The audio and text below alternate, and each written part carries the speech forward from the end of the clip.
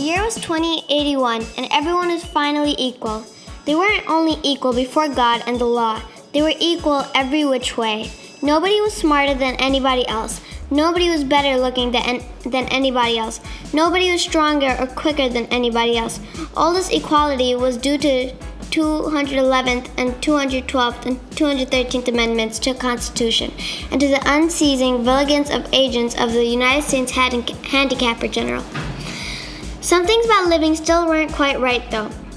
April, for instance, still drove people crazy by not being springtime, and it was in that clammy month that the HG men took George and Hazel Bergeron's 14-year-old son Harrison away.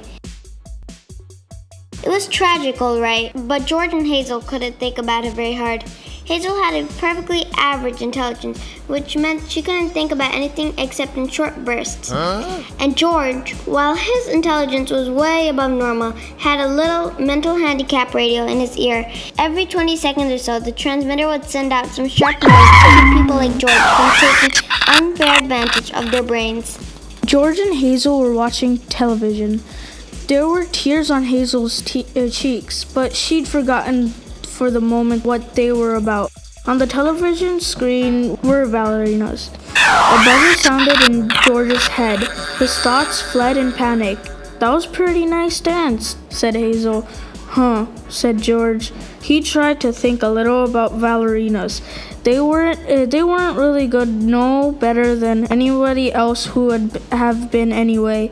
They were burdened with sash weights and bags of birdshot, and their faces were masked, so that no one seeing a free and graceful gesture or pretty face would feel something that the cat drug in. George was toying with a vague notion that maybe dancers shouldn't be handicapped. But he didn't get very far with it before another noise in his ear radio scattered his thoughts. George winced. So did 2 out of the 8 ballerinas. Hazel saw him wince. Having no mental handicap herself, she had to ask George what the latest sound had been. "Sounded like someone hitting a milk bottle with a ball peen hammer," said George. "I think it would be real interesting, hearing all the different sounds," said Hazel, a little envious. "Right," said George. He began to think about his abnormal son, who was now in jail, about Harrison, but a 21-gun salute in his head stopped that. "Boy," said Hazel, "that was a doozy, wasn't it?" It was such a doozy that George was white and trembling, and tears stood on the rims of his red eyes. 2 of the 8 ballerinas had collapsed to the cedar floor, were holding their temples. The television program was suddenly interrupted for a new bulletin. It wasn't clear at first as what the bulletin was about, since the announcer, like all announcers, had a serious speech impediment. For about half a minute, in a stage of high excitement, the announcer tried to say, "Ladies and gentlemen." He finally gave up and handed the bulletin to a ballerina to read. "Ladies and gentlemen," said the ballerina, "Harrison Bergeron has just escaped from jail, where he has held a suspicion of plotting to overthrow the government. He is a genius and athlete, is under-handicapped, and should be regarded as extremely dangerous." A police photograph of Harrison Bergeron was flashed on the screen upside down, then sideways, upside down again, then right side up. The picture showed the full length of Harrison against a background calibrated in feet and inches. He was exactly 7 feet tall. "If you see this boy," said the ballerina, "do not, I repeat, do not try to reason with him."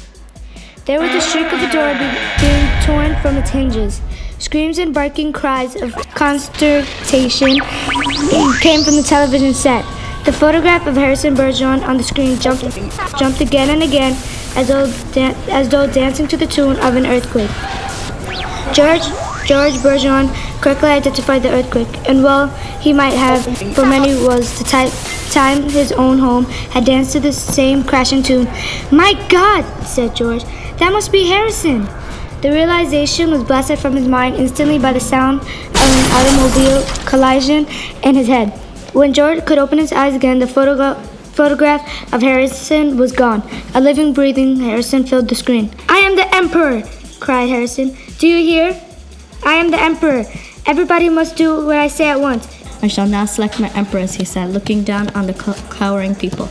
"Let the first woman who dares to rise to her feet claim her mate and her throne." It became their obvious intention to kiss the ceiling. They kissed it. And then, neutrally gravity with love and pure will, they remained suspended in air inches below the ceiling, and they kissed each other for a long, long time. It was then Diana Moon Glampers, the handicapped bird general, came into the studio with a double-barreled shotgun. She fired twice, and the emperor and empress were dead before they hit the floor. It was then the Bergeron's television tube burned out. Hazel turned to comment about the blackout to George, but George had gone out into the kitchen for a can of beer. George came back and then he sat down again. "You've been crying," he said to Hazel. "Yep," she said. What about?" he said.